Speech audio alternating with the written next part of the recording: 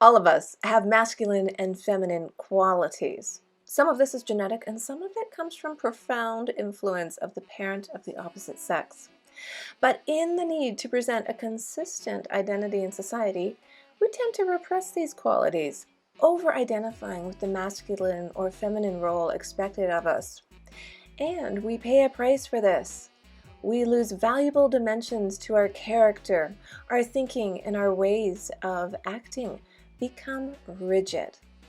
Our relationships with members of the opposite sex suffer as we project onto them our own fantasies and hostilities. You must become aware of those lost masculine or feminine traits and slowly reconnect to them, unleashing creative powers in the process.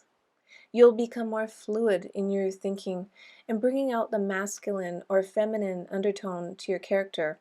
You are fascinating people by being authentically yourself. Do not play the expected gender role, but rather create one that suits you. Robert Greene. Welcome to Flourish. I'm Diane Planedin, and you're in the right place to create an inspired life by making mindful decisions and taking positive actions to live harmoniously and imprint effectively on those you mentor and love. Today we are discussing the law of gender rigidity from Robert Greene's book, The Laws of Human Nature. It provides you with actions that you can take to create an optimistic mindset, elevate your well-being, and live an extraordinary life. We are well on our way through the book, and if you have missed any of the episodes, don't worry. I will link on the show notes to the past episodes.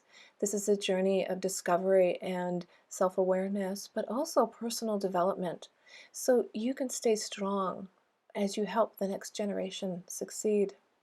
And this chapter is really quite charming. It really gets you thinking. It begins with the story of Caterina Sforza, the illegitimate daughter of the Duke of Milan, born in 1463, who was taken under her father's wing to learn everything he knew, to learn how to think for herself and to think ahead, to learn how to defend herself, both physically and emotionally. Her father treated her as an equal, marveled at her intelligence, and encouraged her studies. Now you have to remember, back in 1463, children were not encouraged to think. No, ma'am. No, they weren't. Her character was put to the test one day when, at 7 months pregnant, she rode through the night to Rome in order to defend her people, her family, and her title. How was she able to do this? It was because of the strong foundation that she built through her studies, her activities, her learning. Caterina had confidence and was truly her father's daughter. She was just as brilliant as the Duke and made certain anyone who doubted her knew it. She used her vulnerability as a woman to her advantage, and when threatened, she was threatened in death a number of times, but she cried out, "You can hurt me, but you can't scare me, because I'm the daughter of a man who knew no fear." A beautiful warrior countess indeed. Her story is one that reminds us that we need to inform ourselves. Her knowledge and training was her power. She could strategize, think for herself, be a daring soldier, and an empathetic mother. In this way, she was able to maintain her feminine spirit. After all, she did wear dresses under her armor. She used her survival instincts with boldness instead of fear, with courage instead of cowardliness, and with conviction instead of complacency. She was proud to be ambitious and learned lessons along the way, some not being that easy. Various situations require that we take on various roles, and when she took on the role of doting wife, it led her to a path of depression, which may seem surprising at first, but she was repressing herself. And it's not that she didn't want to be a loving wife. Her character required her to also be more. more than that. So she was repressing herself. So you must remain true to your character. Learn to build and blend the analytical with the intuitive. You are so much more. So much more. That's a great story, a great lesson learned. And Greene says power lies in exploring that middle range between masculine and the feminine and playing against people's expectations. Return to the harder or softer side of your character that you have lost or repressed. Relating to people, expand your repertoire by developing greater empathy or by learning to be less deferential. I like that. This chapter goes into great detail about masculine and feminine sides of our personality. Both are in our DNA and both are developed over time based upon our upbringing. So why? Why is it important to recognize what you are projecting about yourself? Well, first, it will help you understand, Greene says, something profound about your early years and make it easier to withdraw your projections on other people.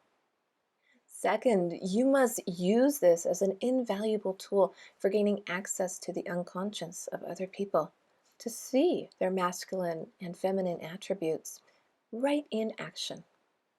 Finally, you must be attentive to how others will project onto you their needs and fantasies. Are they projecting their baggage onto you?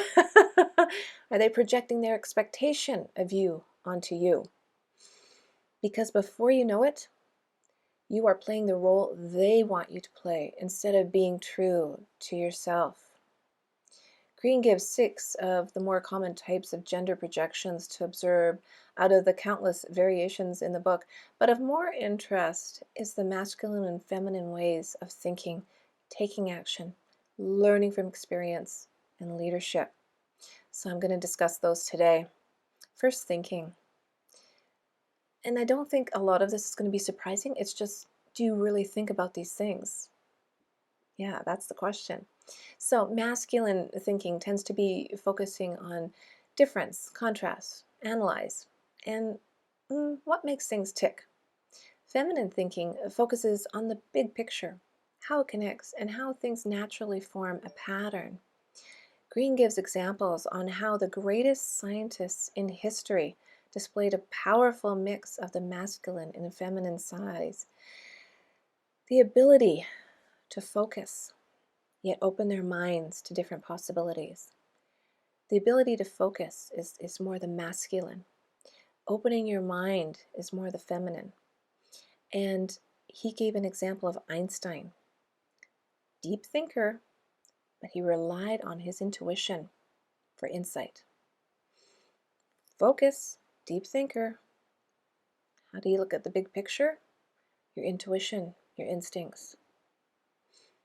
The good thing about this is that we can be aware of the differences and our actions when raising children, and we can also work on ourselves to lean into the opposite direction in order to create more of a balance. So if you're thinking you're one way or the other, like you're laser focused, but you're never reaching your goals, you have to start looking at the big picture. And that's what he means about leaning towards the opposite side to create a better balance. Next is taking action. The masculine tendency is to move forward, explore, attack, and push through the obstacles. The feminine tendency is to contemplate the big picture, avoid conflict, and let the dynamic unfold. The feminine lays traps for the enemy instead of charging forward into the unknown. Non-action is often the height of wisdom. You don't always have to react, especially immediately. Better to digest. Greene says if you find yourself blocked in your career later in life, you must learn the power of withdrawing and reflecting on who you are, your needs, your strengths and weaknesses, your true interests before making any important decisions. This could require weeks or months of introspection. No quick decisions. And if you tend towards the more feminine side, then take time to learn to deal with conflict and confrontation slowly. Start by saying no and reconnect with your spirit. Be bold, be adventurous. Your opponent will not see it coming, and it just might feel good to use that gumption you have inside of you. Okay? Like just kind of, I'm going to stretch a little bit further. Just stretch a little bit further. That's where you find the balance in going the opposite direction from your comfort zone, to be honest. Third, learning from experience. Well, I know I learned the hard way. When the masculine makes mistakes, they look to blame others. Equally, when they succeed, it was all their own doing and had nothing to do with luck or the help of others. In other words, the grandiose tendencies I spoke of last week. For women, it's the opposite. We are the first to blame ourselves, underestimate our skills, and know that we cannot succeed alone. That's where the balance comes in, the masculine and the feminine side. Those traits are what you need to look for. Greene says, for those with a masculine style, when it comes to learning and improving yourself, it's best to reverse the order, to look inward when you make mistakes and to look outward when you have success. Inward when you make mistakes and outward when you have success. He goes on to say to lower your self-opinion. You are not as great or skilled as you imagine.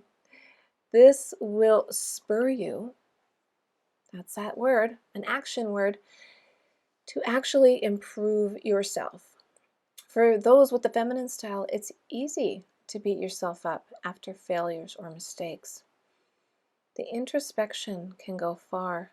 Women more than men will suffer from low self-esteem, which is not natural, but acquired.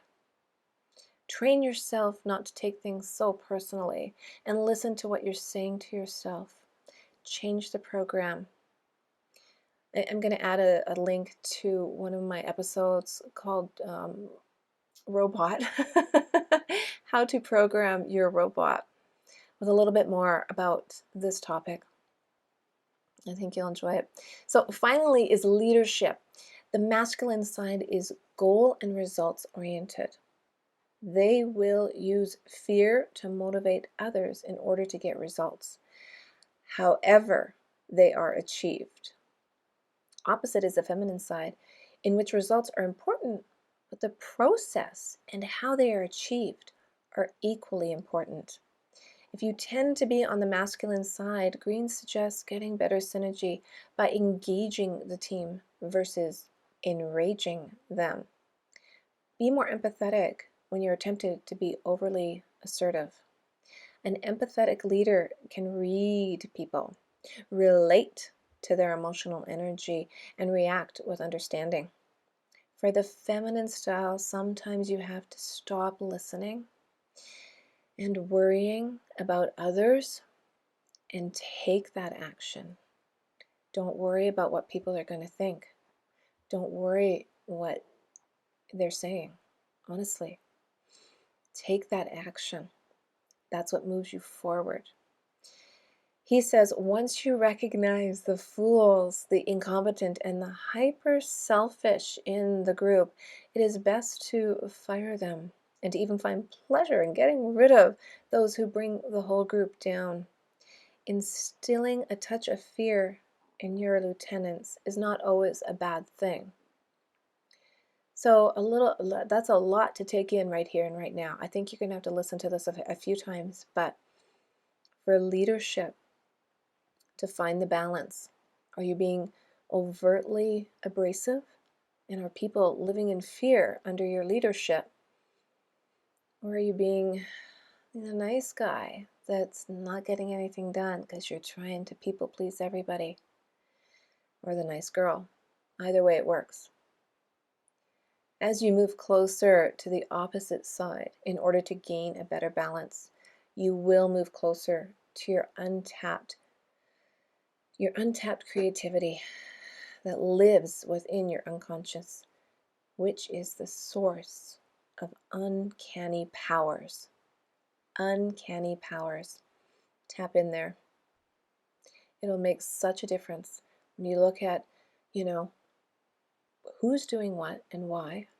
Really get some introspection going in order to move forward and accomplish your goals, because goals are not just for the masculine, and being empathetic is not just for the feminine.